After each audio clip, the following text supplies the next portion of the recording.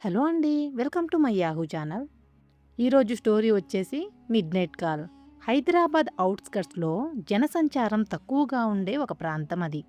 ఇరువైపులా ఖాళీ స్థలాలు, మధ్యలో ఒక పాత రెండంతస్తుల భవనంలో కింద పోర్షన్లో రవి ఒక్కడే అద్దెకు ఉండేవాడు.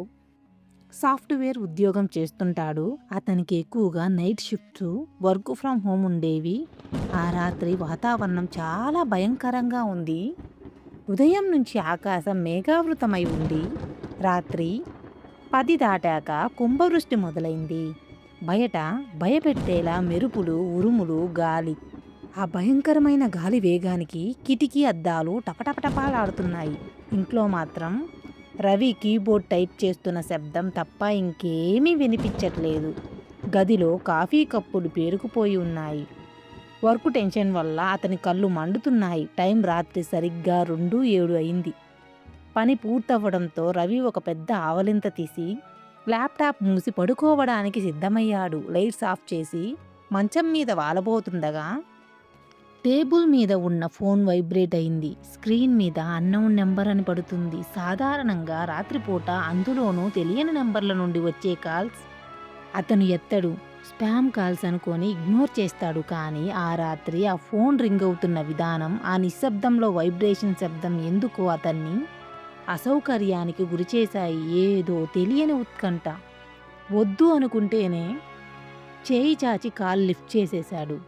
హలో అన్నాడు కాస్త చిరాకుగా. అటువైపు నుంచి కొన్ని సెకండ్ల పాటు కేవలం నిశ్శబ్దం. ఫోన్లో స్టాటిక్ సౌండ్, గుర్రు గుర్రు శబ్దం మాత్రమే వినిపిస్తుంది. హలో, ఎవరు మాట్లాడేది అని మళ్ళీ అడిగాడు రవి. అప్పుడు వినిపించింది ఒక అమ్మాయి ఏడుస్తున్న స్వరం. ఆమె గట్టిగా రొప్పుతుంది. ఎవరో తరుముకొస్తుంటే పరిగెత్తి అలిసిపోయిన దానిలా ఆమె శ్వాస వేగంగా ఉంది. ప్లీజ్, దేవుడి దేవల్ల ఫోన్ ఎత్తారు, నన్ను సేవ్ చేయండి అంటూ వణుకుతున్న గొంతుతో బతిమిలాడుతుంది. రవికి నిద్రమత్తు మొత్తం ఎగిరిపోయింది. ఒక్కసారిగా సీరియస్ అయిపోయాడు. ఎవరు మీరు? ఎక్కడున్నారు? ఏమైంది అని అడిగాడు. ఆ అమ్మాయి గట్టిగా ఏడుస్తూ, నా వెనకాల ఎవరో ఉన్నారు, వాళ్ళు నన్ను చంపేస్తారు, ప్లీజ్ అని అంటుంది. ఆమె మాటలు బ్యాక్గ్రౌండ్లో బయటపడుతున్న వర్షం చినుకుల శబ్దం, జోరుగా వీస్తున్న గాలి శబ్దం రవికి స్పష్టంగా వినిపిస్తున్నాయి. మీరు కంగారు పడకండి, మీరు తప్పు నెంబర్కు కాల్ చేశారేమో, నేను పోలీసులకు కాల్ చేయనా అని అన్నాడు రవి. అప్పుడే ఆ అమ్మాయి గొంతులో ఏడుపు ఆగిపోయి వాయిస్ ఒక్కసారిగా సీరియస్గా డీప్గా మారింది. మీరు కిటికీ దగ్గరకు వెళ్ళొద్దు. అంతే. ఆ మాట వినపడగానే కాల్ కట్ అయిపోయింది. టుట్ టుట్ టుట్ అనే శబ్దం. రవి గుండె వేగంగా కొట్టుకోవడం మొదలైంది. ఫోన్ స్క్రీన్ వైపు చూశాడు. కాల్ హిస్టరీలో ఆ నెంబర్ అన్అవైలబుల్ నెంబర్ అని మారిపోయింది.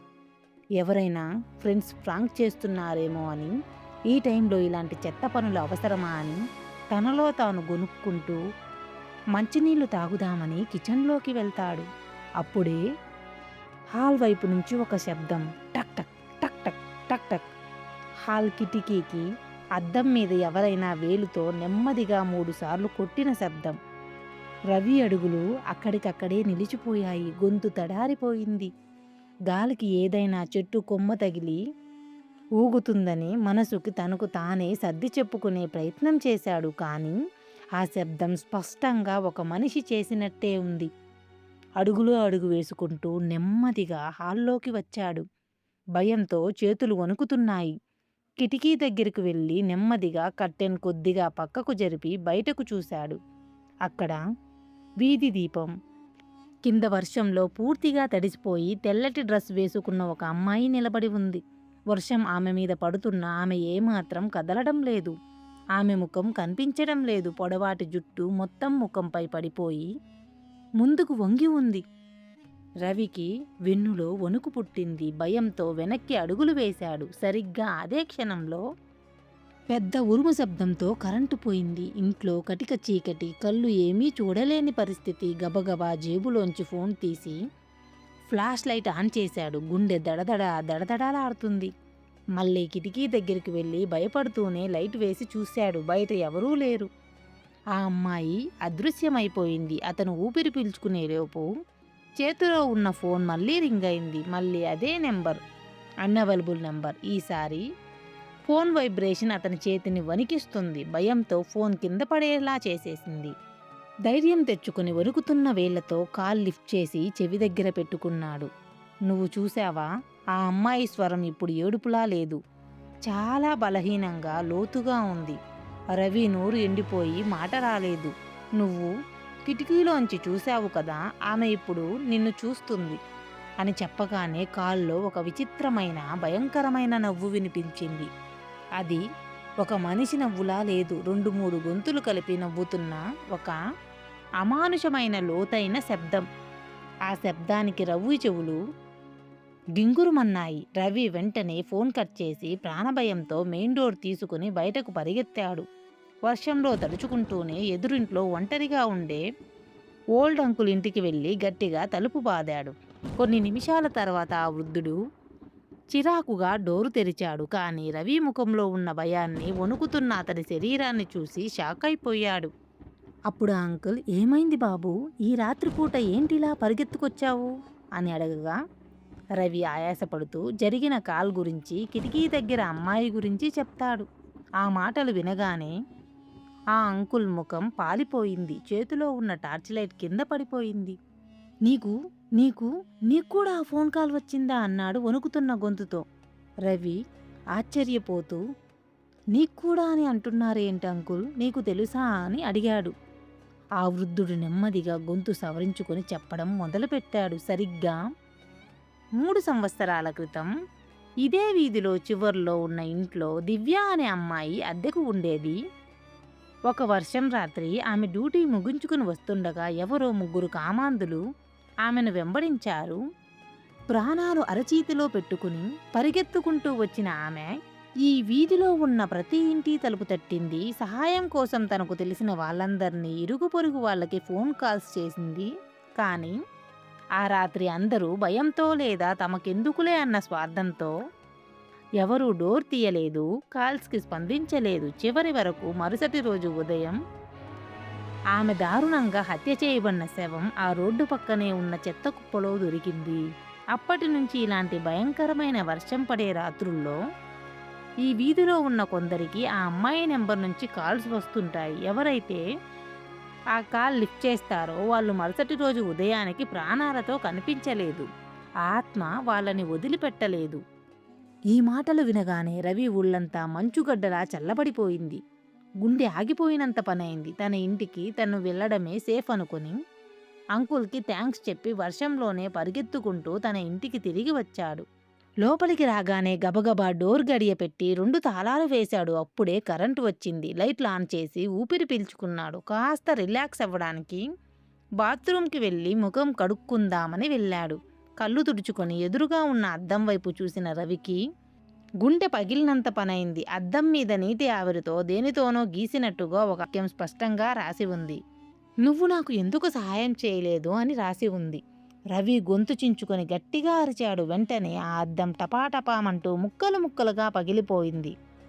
ఆ పగిలిన అద్దం ముక్కలు కింద పడగానే రవి జేబులో ఉన్న ఫోన్ దానంతట అదే ఆటోమేటిక్గా కెమెరా ఆన్ అయ్యి వీడియో మోడ్లోకి వచ్చింది. రవి భయంతో ఫోన్ తీసి చూశాడు. స్క్రీన్లో రవి వెనకాల ఆ తెల్లటి డ్రెస్ అమ్మాయి చాలా దగ్గరగా నిలబడి ఉంది. రవి ఉలిక్కిపడి వెనక్కి తిరిగి చూస్తే ఆ గదిలో ఎవ్వరూ లేరు. కానీ ఫోన్ స్క్రీన్లో చూస్తే మాత్రం ఆమె అతని భుజం వెనక నిలబడి స్పష్టంగా కనిపిస్తుంది. అప్పుడే బెడ్రూమ్ డోర్ నెమ్మదిగా కీచ్ అనే శబ్దంతో మూసుకుపోవడం మొదలైంది. రవి తన ప్రాణాలను కూడగట్టుకొని పరిగెత్తి డోర్ తెరవడానికి ప్రయత్నించాడు. కానీ ఎంత లాగినా డోర్ కదలలేదు. బయట నుంచి ఎవరో బలంగా లాగిపట్టి ఉంచినట్లుగా ఉంది. రూమ్ వాతావరణం ఒక్కసారిగా ఐస్ బాక్స్లా మారిపోయింది. అతని నోట్లో నుంచి పొగలు రావడం మొదలైంది. ఫోన్ స్పీకర్ నుంచి ఒక గొంతు మళ్ళీ వినిపించింది. నువ్వు నా కాల్ లిఫ్ట్ చేయకపోతే బాగుండేది. అప్పుడు గదిలో లైట్లు టపటపా టపటపా అని ఫ్లిక్కర్ అవుతున్నాయి.